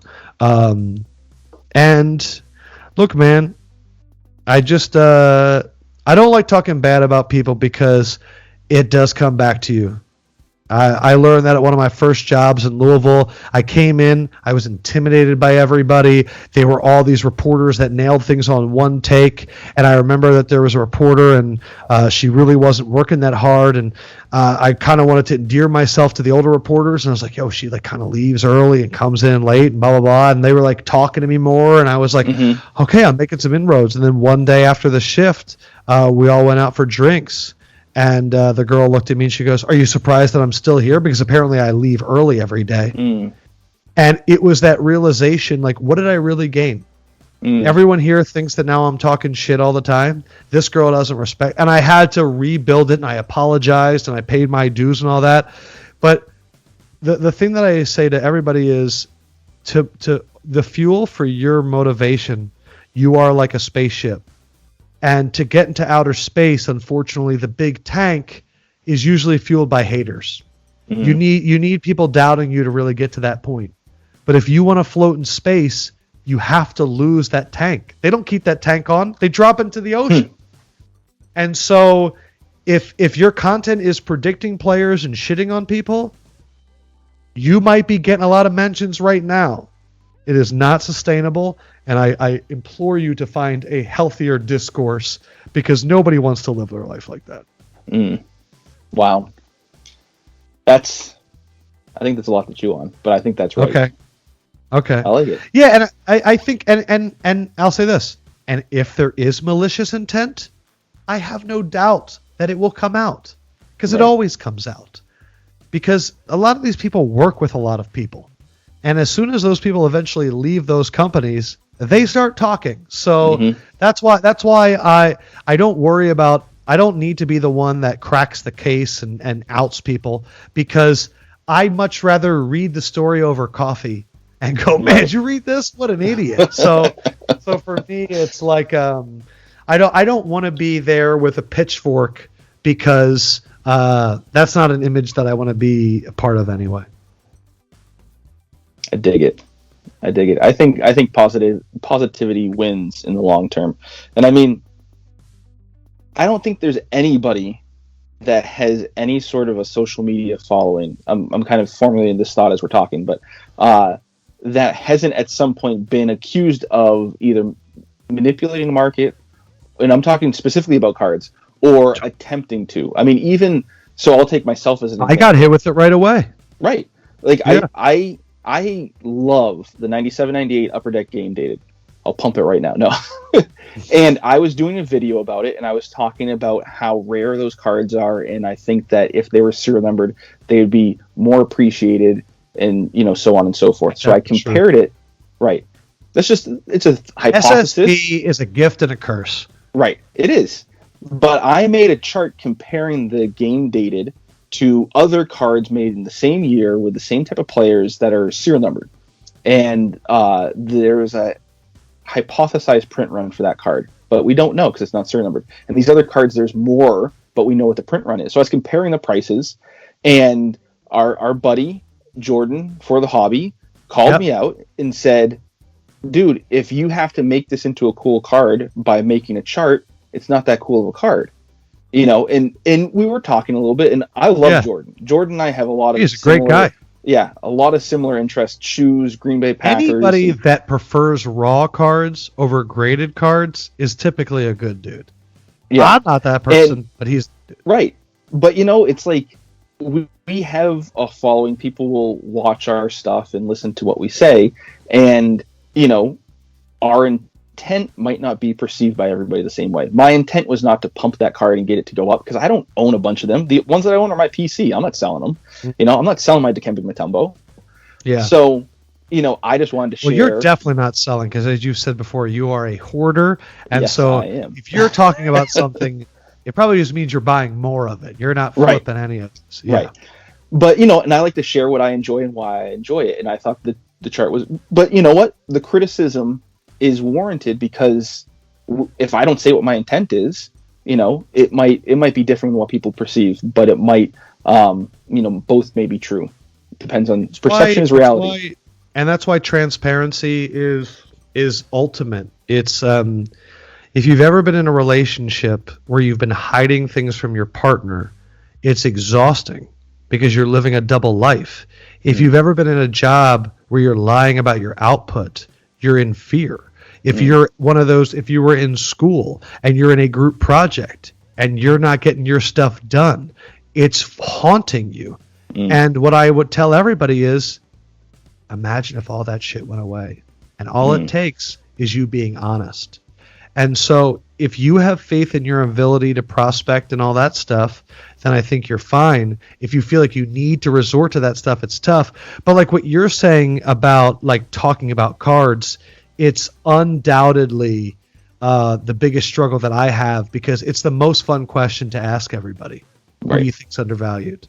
That's why we're recording this before Surface, but that's why we're doing that as the first topic with Chris and Josh and them, is because it's the one question that everybody asks and everybody has a theory on it. And that's why when I ask people to share cards with me, it's not what is your best card. It's what is the card that you love, because there is it needs to be sentimental. There are other cards that you don't have to be one way or the other. But I think it's clear when someone's pumping and dumping. I think we can usually sniff it out. I'm also someone that, like, when people DM me and they start telling me about how like one print run is underrated, I'm like, I don't like where this is going because I feel like you've cornered the market on this already and you want me to talk about it. You know what I mean? Like, I also don't like being told what kind of content to make. And so like when people are like, you should talk about this, my brain goes, I will never talk about this ever. I agree. Yeah, it's fun to kind of get off the wall content. That's why I made like the video that I had dropped before we recorded this was 5 Christmas gift ideas for card collectors. I don't see anybody putting that out. I like that. I think it's fun. I might get 5 views on it. Who knows? But it's fun. I like putting it out. Here are some gifts that if I got, I would be very excited. If somebody gave me like 6 packs of top loaders, I'd be like, oh. If somebody gave me a year's supply of penny sleeves, I'd lose my mind.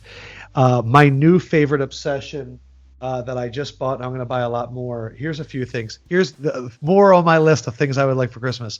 These I found, which you fold them around, like if you're sending like a card in a top loader or raw cards. Love this. Perfect. This is my favorite invention in the history of the world. Your eyes just rolled. Blue tape. I didn't know how great blue tape was until I got into the hobby. It sticks and simultaneously doesn't stick. And I've never met any object with these properties. It keeps things secured with so much confidence and at the same time pulls off without a scratch. What an invention. I love blue tape. Love it.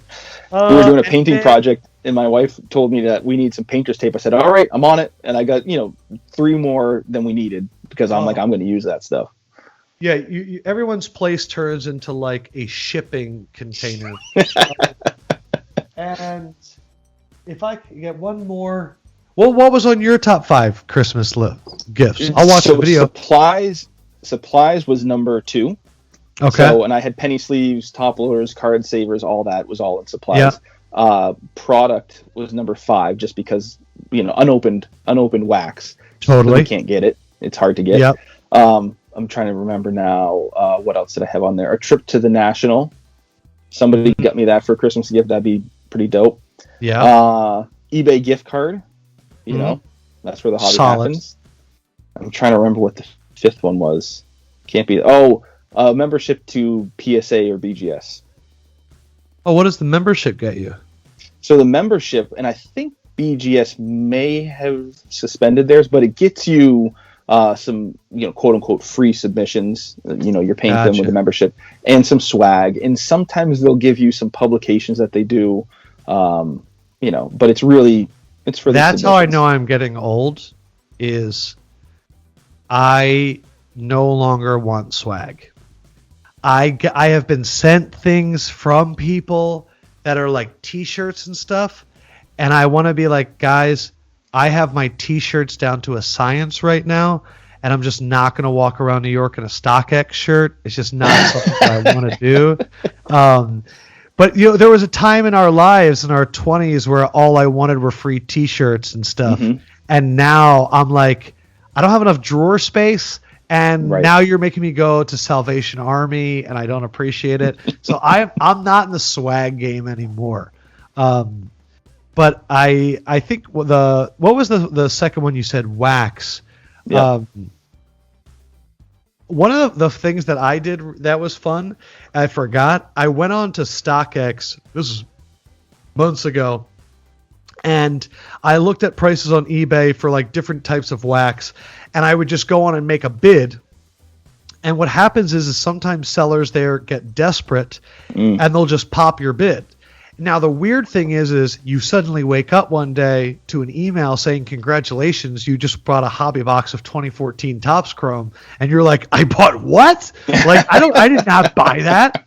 But at the same point, you're like, you know what? I did put 130 down. And they said yes, so now I got one. So that one's different because it's the opposite of eBay where you win an auction and there's like a rush to it. It's more of like, it's the opposite. You're like, oh crap. But then like it comes in the mail and you're like, I'm thrilled that I have this right now. That is that's a very interesting. I haven't bought anything on StockX. I just check things out there. Usually, and I'm not trying to shoes. outbid people for shoes. Yeah. Yeah. Man. Yeah, I can't wait to see how the hobby grows. We're about to see some crazy innovation, which, if we're getting to the end of this podcast, means that I'm getting ready to ask you a question. Yes. Let's have it. Okay, well, no, you have to preface it. All right. You have to say, like, this is the part where, yeah. I can do that for you. It's like, riding a bike, right? Yeah. Content. So, all right. So we always have a question of the day on these episodes. So I like to ask my guests whenever I have one if they would like to ask us a question of the day. Now, the only person so far that's done it is Chris, House of Jordans. And what did he ask you? So he asked, what is the end price going to be for the PMG Green Jordan with Heritage? So that was one of the topics that we were talking about. And that's good question, Chris. It's a great question, and we still don't know the answer. So my guess was, I think it was 1.2. Oh. So we'll see how I do there. But I even asked my daughter this, and she didn't have a question. So you think the green is going to go less for the LeBron and the Trout? I don't know. What's the grade on the PMG? So it's just PSA Authentic. It doesn't have a numeric grade. Yeah, I think that's there's the key. 10 of them? Well, the rumor is that one of them was ripped up by a collector who had multiple, so there may only be 9. And PSA. What is the story of this rippage? Did So he do it to lower the pop? No, not that I know of. So I don't know the whole story, but from what I understand, he was in negotiations with another collector, and he had multiple copies, and the collector wasn't coming to the price that he wanted, and he was trying to make a point that basically he didn't care about making the sale. He knew what the value was, and he, to prove his point, may have ripped it up and thrown it in the trash. Who is this person? I don't know. I don't know if anybody knows. Wow, I love hobby folklore like that. Right? I think there's a big blowout thread about it, and everybody that I've talked to assumes it's true, or at least whenever we talk about the PMG Green Jordan, it's always prefaced that there may only be. I think about content in the hobby, we're going to get to a point where it's going to be like HBO Real Sports, the ripped green PMG, right? Like that's where we're going to get to. Like Josh's story about like a family finding a LeBron rookie at Goodwill, like reenactments of shit like that. Okay, my question. Let's see if I can do better than Chris. Jake, right now, with all of this institutional money coming into the hobby and a lot of funds being built, a lot of these funds are having to go out and scoop up a lot of cards to be in their funds. Do you believe that there's a chance that we are in a fund bubble? That a lot of these cards are moving because there are millions of dollars of funds scooping up cards, creating new plateaus, and then when the funds are created, we are left in this new world? You know, that is a really good question. I'm not sure the answer. So before I answer it, if you are watching this and you have a thought, I would love to hear it down in the comments. Or DM us and let us know what you think, because this is one of those that I think we can get some really, really interesting input. But definitely like, subscribe, comment, and share. Always share, especially share. Yeah. And if you've got to this point of the show and you didn't like the video, I don't know what you're doing. If you got to this point and you gave it a thumbs down, anyway, we're getting off the rails here. I've had too much wine. So I think that there's enough big fish collectors that if they want a card, they're going to pay what they need to. And I think that we're getting a lot of new people into the hobby, right? And some of them have deep pockets. We've talked about different players. We saw Gary talking to Serge Ibaka. If we really start seeing, and I think you and I talked about it one time, about players collecting and not sharing that they've collected.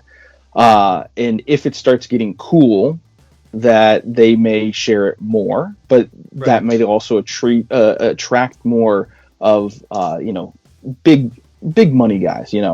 I think that the big dollar amounts are attracting a lot of eyeballs, and I think it's just going to continue attracting more eyeballs. I wonder if we may get to a point where maybe the institutional money that we're seeing for funds, like you said, secure what they need to secure, and are there going to be new funds that pop up, or are there going to be other avenues that people jump into? And I've talked to some people. This is one of those controversial points that I've discussed some with people, and I don't really even know where I stand on it. But what if a corporation starts acquiring sports cards into their investment portfolio, or colleges as part of their investment portfolio for their endowment and whatnot?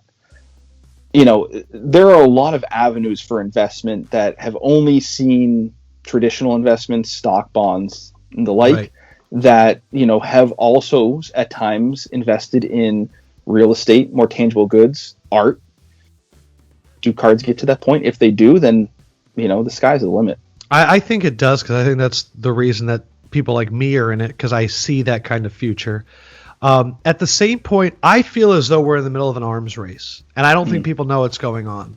And I think that there's a lot of funds right now that are trying to get these big cards. So I'm very curious at how high these Jordan 10s, 86 Fleers are going for right now. Because the green PMG is in the same buying window, I bet you it's going to overgo what you think it's going to do. I'm going to put it at 1.7. That's just a complete guess. I don't know why I just said it. I have no information to that. But I think that a lot of these places right now are trying to get big cards to then go out and go, here are the cards in our portfolio. This is our Michael Jordan portfolio. It has 2 10s. It has a green PMG. Here is our Luka portfolio. And so I think that I feel as though we're in an arms race right now, and that I would care to wager that a lot of the huge purchases that we see are going to be for things like that, for 10-year option funds. Like when I heard that dude go on a rant the other night, and he was talking about Ken Golden, saying that with all these things like Rally Road, like that's another place that is willing to spend a crap load of money on a really big card because they need to in order to get an object for fractional ownership. And so that's what I mean. Like these institutions, what is 500 grand to 750 grand? Like who cares? Like for them, it's like we're selling fractional ownership anyway. So that's why I am curious about if there's a bubble. Now, could we constantly be creating new funds, like you're saying, and for different things to where it's not really a bubble, it doesn't stop? I feel as though, as I said before, we're in this 2-3 year window of institutional building. And I think fund building is also one of the things being built right now. And I'm not worried about it going down. If anything, I get excited. But at the same point, it doesn't always go up. Right. And I think bubble's the wrong word. I almost want to call it mountains. Because bubbles pop. Right. And I think part of the reason why I love sports cards is it's never going to go down to zero. Mm-hmm. Like some of the cards that I bought at peak, they're down big. The Ben Simmons card, when I got it, he was at 550. That guy dropped all the way down to 200. Guess what? He's at 510 right now. After all that. And so it's a mountain. I think popping is when you see the stock market and it just completely deflates. Yeah. But it's an interesting time. It's fun to be a part of it. It is. And I mean, like you're saying, markets are always cyclical. If there's the only constant is change, right? And like you said, I get excited when card prices drop because then I get more of those cards that I've always wanted to get and haven't had a chance to yet. But inevitably, like the Ben Simmons, it'll go back up. All it takes is Ben Simmons hitting a 3 in a preseason game. I can't wait. Things will go crazy. He is right now, card core ladder 525. Ooh. So he's literally almost back to where I got him. There you go. And it's a lot of confidence, but it's also one of those things where I'm learning where like I feel like these guys get a certain amount of years of this vacillation where it's like hope, not so much. Hope, not so much. And then after a while, people go, listen, Chris Middleton, I don't think you're going to be the guy. You know, and then everyone stops. So I'm learning that game too, where it's like, I think it's fascinating that if you really wanted, you could just buy and sell Trae Young futures in season and out of season for like 3 or 4 years. And you buy a month after the season ends and you sell a month into the season. And you could literally do that for 5 years in a row. Yep. And that's fascinating to me. I don't know if that sounds as fun to me. That kind of sounds repetitive. Mm-hmm. At the same point, if it's going to fund you getting bigger cards, it's pretty cool. Yeah, if you can make a business on the back of it, more power to you. Yeah, but see, it's a lot of work. You're going to buy the cards, and then it's flipping time, and you're going to go, but I do have 9 of them, and 9's my favorite number. I'll figure out some sort of reason to rationalize it. Yeah. I think that's why I think it's for you. It would be best if you consign them. I feel like for you, it's like put them in a box, ship them off, and just when that money comes back in, think about the cards you can get and black out what you just gave up because I can't imagine how many cards in there that you said you were going to sell and you didn't sell. Oh yeah, there are a ton. No, and you're 100% right. Adam, the 27 guy, he had a podcast about consigning. I was like, yep. I'm going to have to do that. I was planning on doing a fire sale on Facebook. For anybody who's been on fire sales on Facebook, I don't know, Adam, if you've been on any, but it's wild. But at the same time, when the fire sale is done and I have to figure out who got what and get them all shipped out, it's a nightmare. That's why for me, it's like when I sell on Instagram, it's exhausting to go through and figure out who you're shipping all these things to. And also it's like, I see people doing fire sales and I'm like, you just sold a card for $2. Like the postage is going to be more than the card. Like that's my dilemma. And that's why I think I think Star Stock solves a dilemma for a lot of people, which is what do I do with all these randoms? Yeah. What do I do with all these random ass cards? Because if you're in a breaking or something like that, or you open boxes, yeah, you're going to get 5 or 6 really cool cards. You're going to get like 80 cards that you have no idea what to do with, but Yep. because you like the hobby, you're not going to throw them out. You know what I mean? Like, you're not going to get rid of them. Right. And so, and you either do what I do, which is, let's create another cardboard box called NBA Randoms 2017, and you convince yourself in your head that the next time I sell a card to an Indiana Pacers fan, I'm going to give them all these Pacers cards. And like you create these things in your head, and then you eventually reach a point where you go, at least I have, where I go, I'm just not playing this game anymore. Mm-hmm. I used to think it was a very nice gesture for someone to add raw cards to my purchase, and now it's the equivalent of somebody holding open the door for me when I'm not close enough to get through it. I'm just like, I guess I gotta run to get to the door. It's like, I guess I gotta organize these random cards, and I get it. It's a very nice gesture, but I also feel like we're just slinging random cards that we don't want and being like, he's going to like this Josh Allen, Wyoming card. And I'm like, I guess, but I don't know what to do with it. And now I'm going to give it to somebody else. Oh, yeah. I know. Somebody just sent me, I bought some packs, and somebody sent me a pack of 9091 Skyboxes. Hey, here's a little extra something. They are beautiful. Dude, yeah. They are, for that time, incredible. But yeah, that I have to know the era more to even appreciate it more. Yeah, I mean, the technology that was on cards at that point was nothing that close to what also Skybox was doing. Gold, the like the bronze frame with like the different colors. There's that, and then I remember that there was like a Topps baseball set where everything was yellow and wood grain, and they're just the cards that I remember from being a kid and seeing those designs. It's the aesthetic. That's rings the Barry Bonds rookie. Yeah, I had all the Pirates. I don't think I had Barry Bonds though. No, man, you got to get it now. There you go. That's your next chase. I don't know. Tiffany. No, I'm not playing that game. See, that's the thing. Y'all do this to each other. Like, it's your new chase. And I'm like, go fuck yourself. I'm not doing it. I'm like, I'm sticking to what I know. Josh got upset at me when I started trying to collect Naomi Osaka. Josh, I got one. He's awesome. But it's no. I've told you. I don't think I'm going to get into sets. I don't think I'm going to get into that stuff. I'm still not into baseball. I have one baseball card. It's a Juan Soto. Someone told me to get it, so I got it. But I just it doesn't give me joy, as everybody likes to say yet. But man, it's fun. Absolutely. Well, hey, this has been a blast. We could talk all night, but my wife is going to kill me if we did that. It's passed out on the couch right now, so right. I have to wake her up. She's going to go, "What the hell are you doing?" I'm just hoping the baby doesn't start crying. So.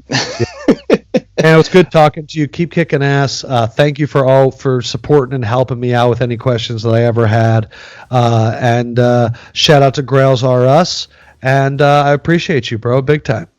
For sure. We'll chat later. Thank you, bud. All right. See ya.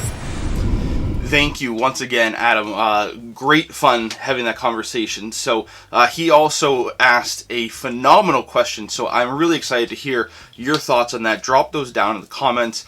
Also, feel free to shoot me any sort of DMs or drop me a comment on Instagram or other forms of social media on your thoughts on his question of the day. Very thoughtful question that I think is going to have a lot of conversation.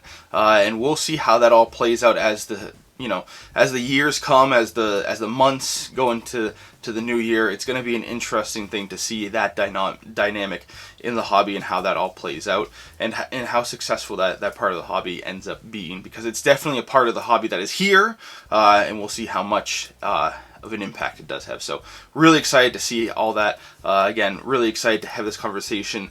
Also, share with me down below something that you learned from our conversation.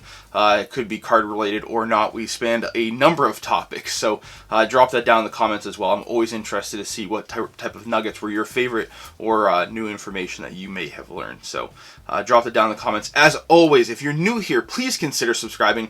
Hit that bell icon so you don't miss any videos in the future. And hit that thumbs up like we talked about with Lefkoe. And if you're looking for more content, we will have new videos like this and other pack openings and such every Wednesday. Any bonus content will drop on Fridays. Thanks. We'll talk later.